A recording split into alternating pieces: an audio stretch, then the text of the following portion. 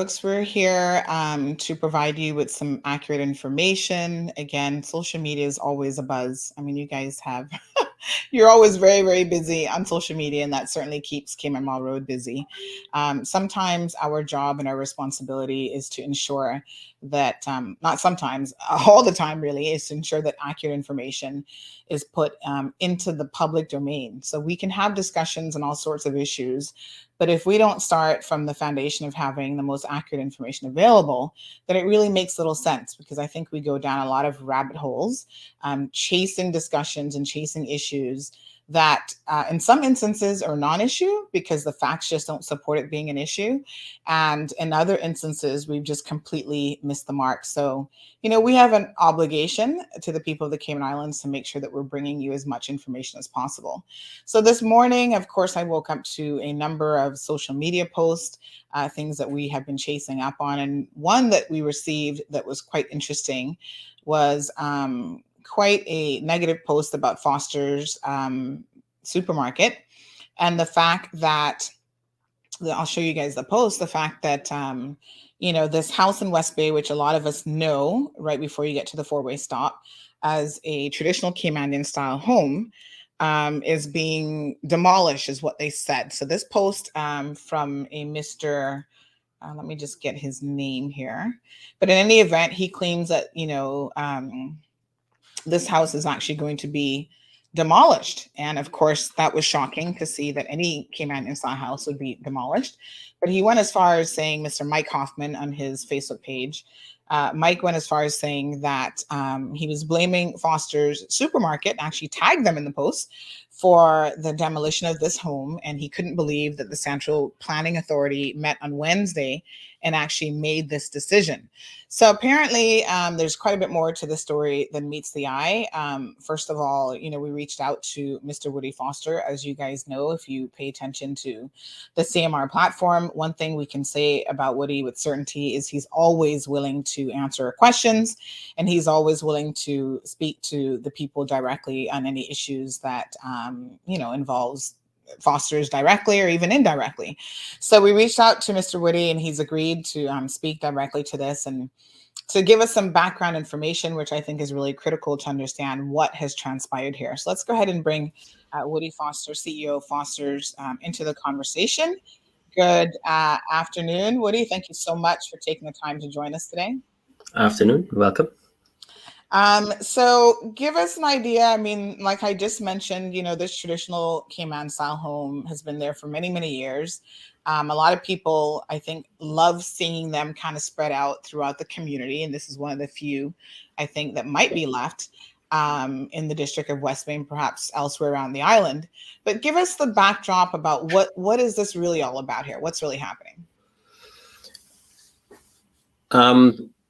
Well, we made a planning application to expand the store. We bought that land, 15 years ago or something.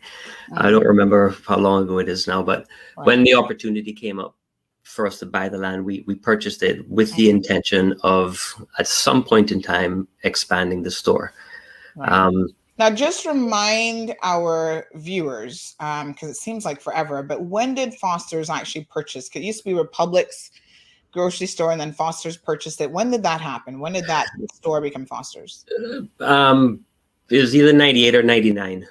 Okay. So it was quite a while ago. Mr. Lewin Parsons and his family owned it at the time, because he had expanded it to that location he was down by the four-way stop originally, and then he moved to that location. Right. And he was running it for a while, and then we purchased it from Mr. Lewin and his family. But it was either 98 or 99, sometime around there.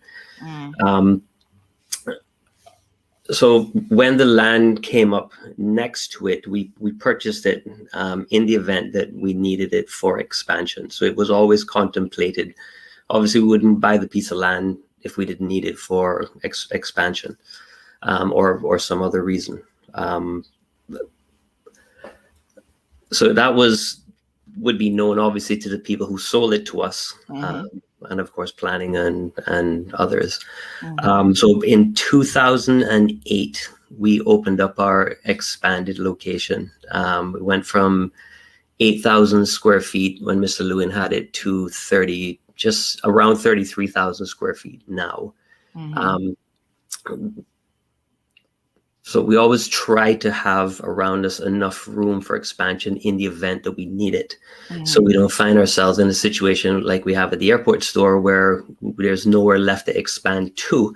And now any expansion now means moving or just building another store. So we try not to leave ourselves in that type of a situation. Mm-hmm. So it takes forward planning. And I think at some point in this conversation, we should talk about forward planning as a country.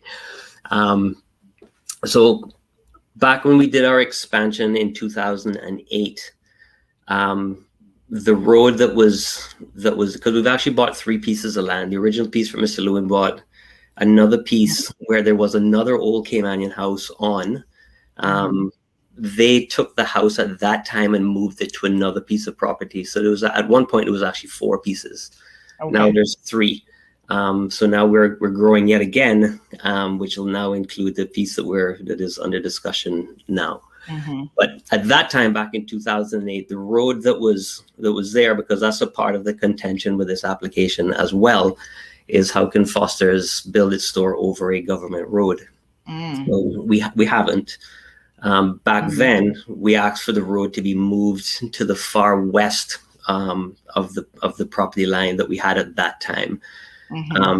Planning and Lands agreed to that. We have the documentation for that, which we have since shared with them, because for whatever reason it didn't happen and they didn't have the documentation to say that it needed to be done. So we have now rectified that and given them that documentation. So this is, let me just understand what you just said to me, because this is so incredibly peculiar, I suppose, but maybe it happens all the time and the general public doesn't know. So you have an actual agreement with the National Roads Authority and Planning, and that is a legal document. And those entities, those government entities, can't put their hands on that legal document. And they I shouldn't say that, because I don't want I don't want to say something that I'm not quite sure on. Yes. All I know is that we legitimately move the road being the driveway, if you will. So where it is currently, so if you come into the Republic store through our main driveway, not the one on the east side, but the one on the west side, that has moved, because it was further east when we first had the store. Okay. So we moved it west back in 2008 with planning and NRA approval. So and that is now, unfortunately, if you look at the lands and survey map now, it's showing that it's underneath the store, but it shouldn't be. It should be where it's actually located, right? Right. So that's what I'm trying to say. So I don't know what happened, why it didn't get changed on their system. But something snafu, shall we call it? So that part of the opposition, if you will, of this application from Department of Environment should be taken care of, as it's just a technical mistake. Right. Okay. So when we made that move, we not only moved the road, but the right of way going from the main West Bay Road going down towards Boggy Sand. We asked to move that as well. And that is part of the opposition as well, known as the bridge. And so for everyone's knowledge, the bridge is not a bridge at all. Because back in the day, the bridge was there because it was basically felled trees that went over, say, the marshland so that they could traverse from the road to the beach. So there was no bridge as such, other than a bunch of logs that were just felled so that people could walk over those. So back in 2008, it was discussed with planning that we didn't need to replace the bridge because there was nothing there to replace. But if we could just work with the National Trust to put a sign there that signifies that it was there, we did that. So if you go to the property right now, you'll see the sign there by our main entrance talking about the bridge. Okay. So the bridge is essentially a pathway? Well, not really. The right of way is there. Right. Where it goes over the swampy part. Mm-hmm. There's fell logs so that you could walk across the marsh area on your way to the beach. I remember now you're going back decades, so it hasn't been used in forever, but Okay. historically it's important. And of course, it now then filters into the conversation about all of the beach access being lost, right? So Mm-hmm. there's that whole conversation as well. Mm-hmm. So if you include those two components to where there's the beach access and the right of ways, it used to connect from the beach all the way to, let's just call it, the main road. Right. But Okay. as we have expanded, we've pushed the right of way west, so they don't quite line up anymore, but they're both still there. Mm-hmm. So Okay. what we would like to do with this application is, now that we're moving it west yet again, is actually put in something more than simply just a sign. If we could reenact, if you will, a Mm-hmm. bridge and make it a part of the house that is going to remain, the Bothwell's house that is there next to, adjacent to our land. So when cruise ships ever come back to Cayman, whenever that may be, and the buses stop by the old Cayman house to show the tourists what old Cayman house used to look like, Mm-hmm. they could now also go down the side of the west side of our property and not just redesign, but actually kind of go across an area that would have been known as the bridge. Mm-hmm. Which then brings us to the house. Right. So when we first bought the house, or sorry, when we first bought the land with the house, and I don't remember what year that was, we tried, because we knew that at some point in time we were going to expand either the store or put in shops or something. Again, that's the reason why we bought the land in the first place. So rather than get rid of the house, we tried to do what the previous property owner did, which was to move the house to another location. We reached out to a few people, two of them being one DART and one was the National Trust. And DART at the time had no use for the house. And again, I don't want there to be any disparaging remarks about DART for that. They didn't have a use for it. So they declined. We spoke with the National Trust and they told us two things. One is that there is very little wattle and daub left in the house at this point in time. So from that perspective, it didn't have much value. The value in it is the oldness of it. Mm-hmm. And the oldness of things take a lot of money to maintain. Right. And they have the funds to maintain it. So while they said thank you, they declined. So the two people that we thought would be able to do something with it declined. So we're then left with this house that we don't really have a need for. Mm-hmm. So we decided to just leave it there and let it be in the community. It was very dilapidated at the time and just got more dilapidated over time. Mm-hmm. So about 3 years ago, a friend of mine was actually looking for a place for her helper to stay. And we'll get into that story. That's a whole nother story. So he said, well, yeah, we're happy to rent you this house, but rather than rent it to you, we'll give it to you for $1. Mm-hmm. And you fix it up at your cost. And there's no rent. And basically it'll be a wash because it'll take roughly 3 years to pay back what you've put in. We don't anticipate doing anything with that location for probably 3 to 5 years. So we should be fine. And if it goes over the 3 years, we're not going to start charging rent. We'll just continue on until we're ready to expand. Right. Which then brings us to today, and we're ready to go. So the lady has moved out, and we're ready to proceed. Okay. In the meantime, a local individual who lives in Eastern Districts said he would like to move the house. We were like, perfect. This is what we want to do in the first place. Didn't think anybody was willing to do that. Well, somebody then came behind him and said they would like to do the same thing. However, he got there first. So we let them know that if it falls through, then that's something else maybe we can think about. But so far, to date, that individual is very interested in moving the house, has spoken to a contractor. The contractor said, yes, they could move it. And then they wouldn't move it as it is. Two things need to happen. The back piece of the property is basically of no value. because that was an add-on to the old original house. And so there's Mm. concrete and all kinds of plywood and all kinds of weird medians in there that are of no real value, no historical value. Okay. So Right. this is, that's that back piece there That that back you piece, see attached yes. to the house, right?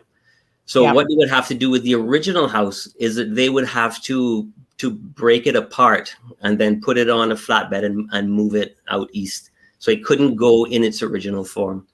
But they said it can be done. It's been done many times, including, as I said, the house that was next to it 15 years ago. They did it as well. So they're in the process of working through that with a local contractor to get that up to East End. So that would be the plan. We do have a plan B if for whatever reason that falls through, which it doesn't look like it will. It looks like it'll happen. If for whatever reason it doesn't, we have a plan B. So at this point, there shouldn't be a reason to demolish it. It should find a new resting home somewhere. And the person who is taking it has the wherewithal to maintain it, take good care of it, love it, if you will. It just won't be in that location. Which, to my mind, then takes us to, well, why should we be in this situation in the first place? I believe this is a good opportunity, and I think we can use Foster's as a developer. And when I say developer, just, we plan on growing with the community, which means that as the community continues to grow, we're going to need to put more stores, or our competitors will, or somebody will.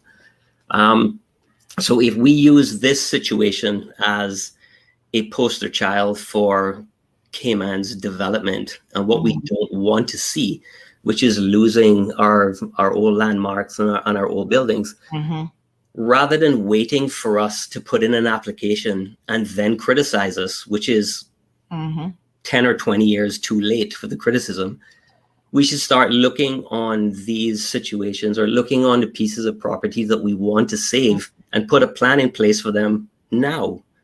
Rather than waiting on the application. It is far too late once the application process has gone in.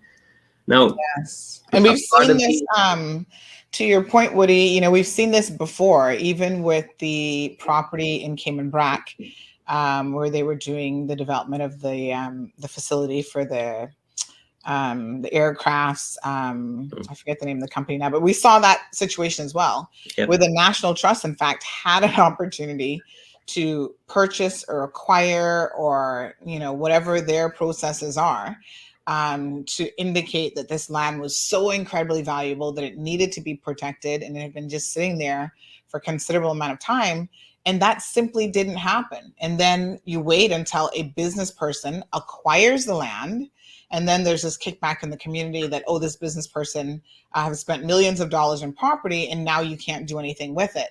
And I take the point, because even at that time when we were having the discussion about that project with Mr. Miles from that entity, I find it really peculiar. I'm like, why are we not, it can't be that difficult. There's not that much land in Cayman. I think the difficulty one is vision. Vision is never easy. It's always easy to look backwards and say, well, why didn't you do X, Y, and Z, right? It's never very easy to look forward and say, hey, we should do this, because one, it takes vision and it takes money, and both aren't necessarily in big supply when it comes to these types of things. If you look at the National Trust, I think the National Trust is doing possibly get myself in trouble with some of my developer friends, but I think they're doing an amazing job in terms of going out and getting funding to buy up the central mangrove wetland, so that doesn't fall prey to development. So that's being proactive. They're doing something about it. They have things in place to where people can buy land and put it in the name of trusts and whatnot. I think that's really good. How can we take a program like that and use that to protect our national treasures, if you will, whether it's these houses or pieces of land or whatever the case may be? Let's identify them and don't let them get sold. Let's speak to people who have the wherewithal to do those types of things. Now, there aren't that many of those individuals who can be so philanthropic that they can buy land and do nothing with it. But if we put a program together that actually contemplates that and is proactive about that, even if you get half of it, well, still you've saved half. But if Right. all we're going to do is sit back and be armchair quarterbacks and wait until the game is ended and then pick everybody apart for being wrong, Mm, where's the value in that? I don't see that. And that's not really because I am a sustainable Cayman person. I am not a develop, make hay while the sun shines kind of guy. mm, So of course I could be criticized now. Well, why are you tearing down a mm, beautiful little place of over 8 parking spaces? Well, it's not as simple as that. Yes, the beautiful house sits on a piece of paper, sits on 8 parking spaces, but it's in the middle of the parking lot. I mean, if somebody was actually living in there and we left it there, or it was a museum or whatever, how are you going to walk out the front door into a parking lot with moving vehicles? mm, It doesn't really make sense, and we would have to completely not do our expansion, which I'm not sure that that's right either, right? So I mean, we are planning into the future. I mean, if you drive around West Bay, the construction in West Bay is incredible. West Bay is growing again. It's been leaps and bounds. So we are of the opinion that we need to be ahead of the curve and put things in place to improve our store, because we haven't done anything major with the store since 2008. So we're actually behind in terms of when we should put money back into the store. So we are doing that now with the future in mind. And if we're anticipating more customers due to the population growing and the community growing, parking is under pressure now. So, the old song of tear down paradise to put up a parking lot is very appropriate right now. But how do you manage growth if you don't do that? Unless you're going to go up. And going up is very expensive. If you look at Caymanian Bay, I mean, obviously, we have a store at Caymanian Bay, and we spent an inordinate amount of time in the planning process of that store. And we spent a great deal of time in the very beginning with the planning of a parking structure that went up at Caymanian Bay. And it was deemed too expensive. Now, if DART tells you that it's too expensive, it's too expensive. Right. So it's not really that practical to go up, and nobody likes to go up. So how many people do you know tell you that there's no parking at Caymanian Bay? And if you speak to the powers that be at Caymanian Bay, they will tell you there's lots of parking at Caymanian Bay. Because nobody wants to go up. So if you don't go up, you got to go out. Going out is tearing down paradise to put up a parking lot. It is what it is. I mean, Cayman is developing, whether we like it or not. So we have to address that. So if that's true, and it's going to happen whether we like it or not, why don't we be more proactive about choosing the sites that we believe are important and making sure that they are protected? Now, one will say, well, this area that you're in is a historic site and it is protected. Then we shouldn't be allowed to buy it and expand if you knew that that's what it was. So what were the details of if we just go back to this post that's kind of kicked off this discussion, Woody, we see that there's some indication that your actual application, it says that it was on the agenda to approval to destroy the traditional Caymanian home. So we know that that isn't true now. No. I mean, I can't, in all honesty, say that it isn't true. We did not believe we had anybody who wanted to take the house, and we didn't have any use for it. So we are thankful that through the process, 2 people have come forward and said, I would like to take the house.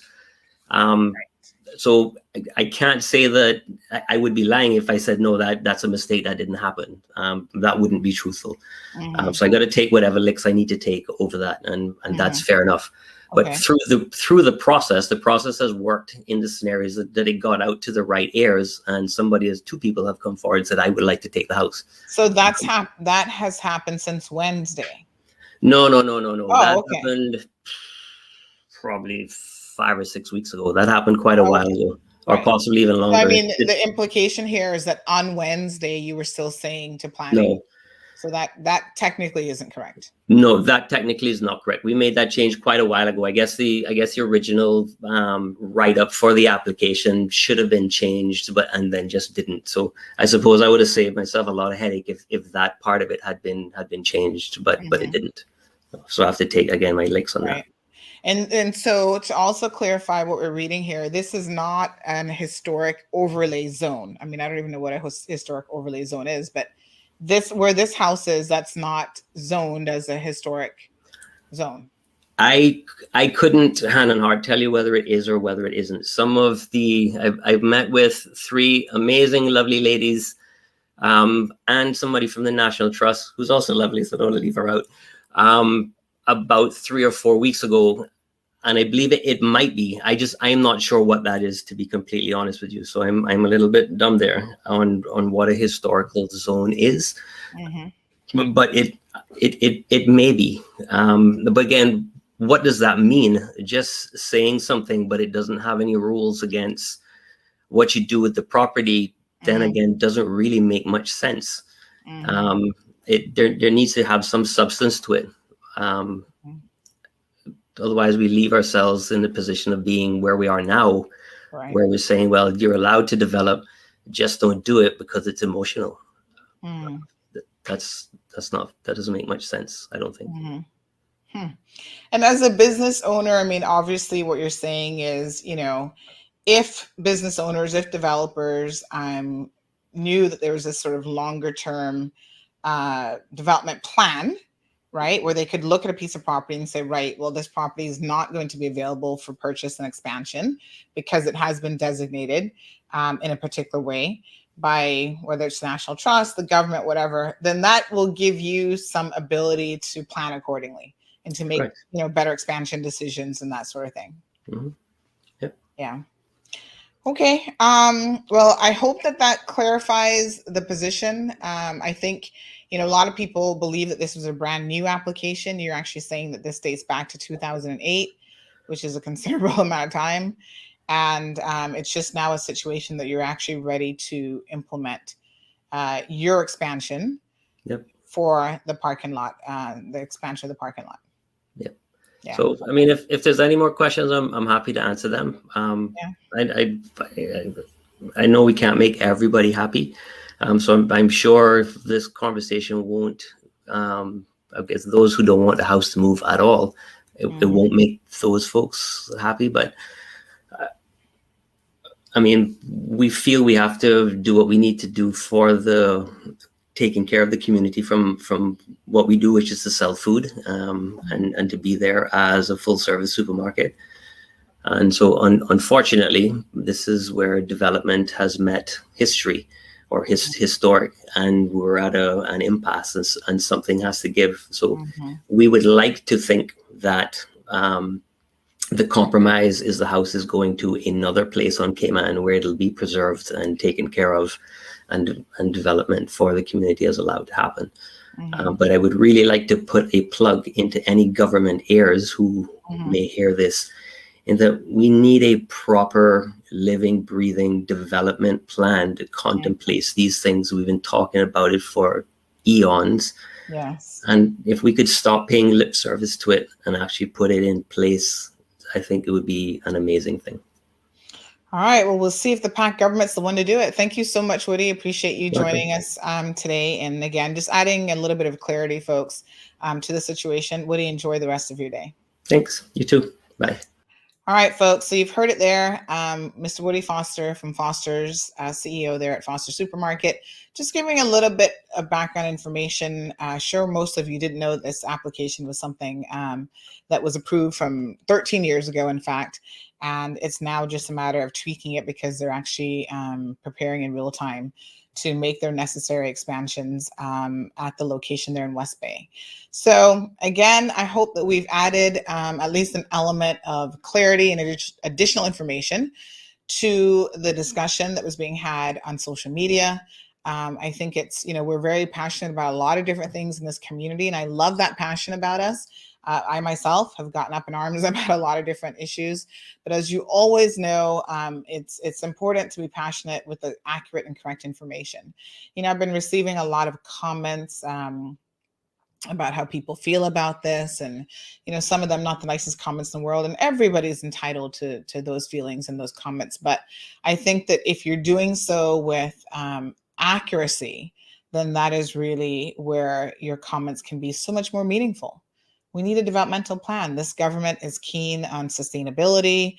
The premier himself ran on a platform of putting the environment first and balancing development. We're not saying no development at all, but we're saying that there has to be a balance, and we have to know that the environment comes first, because if there is no environment, then there really is no sustainability for any of us going forward. Having said that, business owners, I think, in all fairness to them, need to have some degree of certainty. Certainty in business. That's when you sit down and you make a business plan, folks. If you don't know what the factors are, when you do your SWOT analysis and all this fantastic stuff, if you don't know what the factors are that will impact your plans for your business, whether it's 5 years, 10 years, 25 years and beyond, then you're going to really be making decisions in the blind. And the one thing that most business owners do not like is uncertainty. They like to have a fairly good idea of what the future holds, as much as any of us can predict. So there you have it. Again, big thanks to Mr. Woody Foster. Thank you guys so much for tuning in to this interview as well. And we hope that you like and share it with your friends, so again, we can spread accurate information across the Cayman Islands. This is Sandy reporting from Cayman Mall Road.